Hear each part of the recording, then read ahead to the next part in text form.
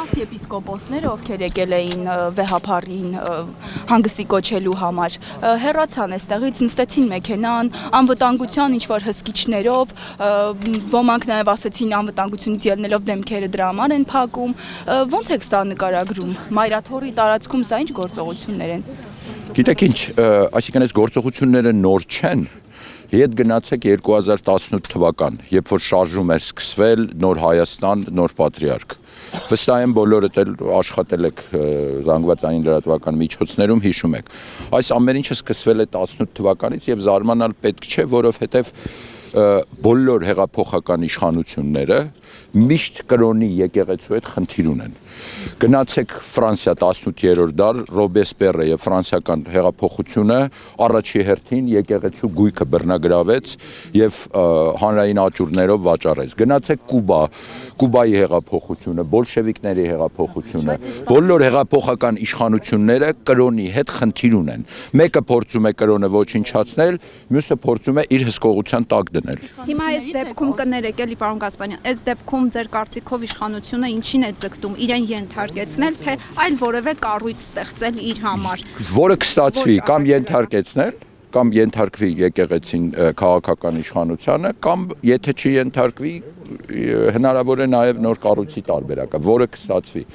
Բայց խնդիրը ժողովրդի դուք հարց տվեցիք ինչի է սա կատարվում, մեր ժողովրդի անտարբերությունն է։ Ես վերադառնալով 21 թվականի ընտրությանը եւ Երևանի քաղաքապետի ընտրությանը 600,000 մարդ չմասնակցեց այդ ընտրությանը։ Սա, այսինքն ես հասկանում եմ, որ այդ ինչ-ինչ պատճառներով մարդիկ չեն ուզում դուրս գան մասնակցեն ընտրությունների, բայց հիմնական խնդիրը իմ կարծիքով չմասնակցությունն է։ Եվ մյուս տարի, այսինքն կարծում եմ այս բոլոր իրադարձություններից հետո մարդիկ պետք է եզրակացություն անեն եւ անպայման մասնակցեն ընտրությանը։ Հիմա դուք իրավիճակի հանգուցալուծումը, պարոն Գասպարյան, ինչպես եք տեսնում, ինչ պետք է լինի ստեղծված իրավիճակում, որպեսզի խաղաղ անցնցում կարողանանք։ Ես չեմ կարծում խաղաղ անցում կլինի, ես չեմ տեսնում այդ ճանապարհը։ Կներեք, անկեղծ ձեզ ասեմ, եթե իրատեսական նայենք, դուք ո՞նց եք տեսնում խաղաղ անցումային տարբերակ։ Ես տեսնելով մի կողմի հարձակումները եւ ագրեսիվ քաղաքականությունը եկեղեցու հանդեպ եւ նաեւ որոշ հոգեվորականների դիրքորոշումը, որոնք մինչեւ հիմա հոգեվորական են, իսկ մյուս կողմից էլ ժողովուրդը, որը հայ առաքելական եկեղեցու կողքին է, ես չեմ տեսնում խաղաղ, սա շարունակվելու է։ Կարծում եք միայն մի կողմն է ագրեսիա ցուցաբերում։ Իսկ դուք որ եկեղեցու կողմից ագրեսիա տեսնում եք։ Ես հարցնում եմ։ Չէ, եկեղեցու կողմից ագրեսիա չկա, ուղղակի հայ առաքելական եկեղեցու դիրքորոշումը Արցախի վերաբերյալ եւ որ մեր հայրենակիցները պետք է վերադառնան Արցախ եւ նաեւ ցեղասպանության վերաբերյալ եւ այլ ազգային հարցերի շուրջ դիրքորոշումը գրեթե չի համապատասխանում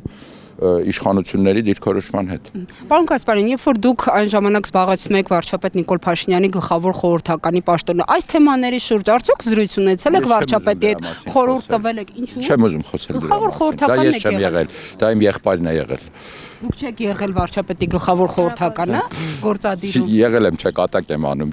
դրա մասին չեմ խոսել։ 14 տարվա լրագրող եմ, այնպես չի որ որևէ պաշտոնյա կամ նախկին պաշտոնյա ինձ կարող է ասել ես հանկարծ շփոթեմ։ Չէ, ես որտեղ որ աշխատել եմ, դրանից առաջ էլ ասենք 10 տարուց ավել աշխատել եմ արտաքին գործերի նախարարությունում։ Բացարձակապես իմ աշխատանքային էթիկան, որտեղ ես աշխատել եմ պետական կառույցներում, երբ որ դուրս եմ եկել դրա մասին չեմ խոսում։ Շատ լավ, իմ հարցը այլ էր, ոչ թե ձեր դուրս գալու մասին էր իմ հարցը, այլ այն, որ պաշտոնը զբաղեցնելու ընթացքում նման զրույցներ ունեցել եք վարչապետ Փաշինյանի։ Ինչու այն ժամանակ մտահոգված չէիք եկեղեցում տիրող իրավիճակով։ Այն ժամանակ իրավիճակը ուրիշ էր եւ նման օրակարգ չկար եւ իմ պարտականությունների մեջ չէր մտնում դա։ Ինչպիսին էր այն ժամանակ իրավիճակը, ըստ այսինքն նոր է սկսվել այն ինչը որ եկեղեցում այժմ տիրում է, կամ եկեղեցում չէ, այն հոգեվորականների հետ կապված, որոնց մասին իշխանության ներկայացուցիչներ կամ տարբեր քաղաքացիներ տարատեսակ հայտարարություններ են անում, դա նոր է։ Չէ, 2018 թվականին ես նշեցի, չէ, շարժումը որ կար, նոր Հայաստան, նոր Պատրիարք։ Սկիզբը հետո դա հանդարտվեց, ճիշտ է, եւ երբ որ ես աշխատել եմ այդ 10 ամիսը, նման խնդիր չի եղել։ Եվ իմ պարտականությունների մեջ էլ եղել է արտաքին տնտեսական կապերը, հետեւաբար ես աշխատել եմ զուտ իմ պարտականությունների շրջանակներում։ Այն ժամանակ նման հարցեր չեն եղել։